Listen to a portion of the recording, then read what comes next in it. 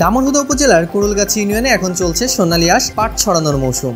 মাঠে ব্যস্ত সময় পার করছেন কৃষকেরা। কেউ পাট কেটে আনছে, কেউ আবার পুকুর খালে জাগ দিচ্ছেন, আবার কেউ ব্যস্ত পাটের আঁশ ছড়ানোর কাজে। তবে এবছর অতিরিক্ত বৃষ্টিপাত ও জলবদ্ধতার কারণে পাটের ফলন আশানুরূপ হবে না বলে জানিয়েছে উপজেলা কৃষি বিভাগ।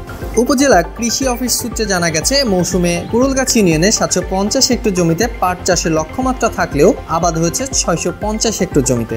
অতিরিক্ত বর্ষণ, জমিতে পানি জমে থাকা এবং সময় মতো পরিচর্যার অভাবে ফলন কম হতে পারে বলে জানিয়েছে স্থানীয় কৃষকেরা। স্থানীয় কৃষক মাসুম বলেন, ভেবেছিলাম এবার পাটের ফলন ভালো পাবো, কিন্তু পানি বেশি হওয়ার কারণে গাছের অনেক জায়গায় হলদে হয়ে গেছে। তবে যেটুকু হয়েছে সেটুকু যেন নষ্ট না হয় সেদিকেই চেষ্টা করছি। অন্যদিকে চলতি মৌসুমে জাগ দেওয়ার জন্য পানির অভাব না থাকলেও অনেক জায়গায় পানির মান ভালো না হওয়ায় পাটের আঁশের গুণগত মান ক্ষতিগ্রস্ত হওয়ার আশঙ্কা করছেন কৃষকেরা। দামুড়হুদা উপজেলার কৃষি কর্মকর্তা শারমিন আক্তার বলেন, বিগত বছরের তুলনায় এবছর পাটের আবাদ কিছুটা কম হয়েছে। আবহাওয়ার কারণে ফলন কম হতে পারে, তবে বাজারে ন্যায্য দাম পাওয়া গেলে কৃষকেরা কিছুটা লাভবান হবেন। বাজার সংশ্লিষ্টদের মতে, পাটের দাম যদি অনুকূলে থাকে তবে কৃষকেরা লোকসানে কিছুটা পুষিয়ে নিতে পারবেন।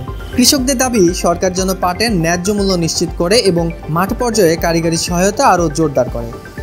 প্রকৃতির প্রতিকূলতার মাঝেও কুড়ুলগাছির কৃষকেরা সর্বোচ্চ চেষ্টা চালিয়ে যাচ্ছেন সোনালী আঁশ ঘরে তোলার। নাজমুল ইসলাম, সময় সমীকরণ।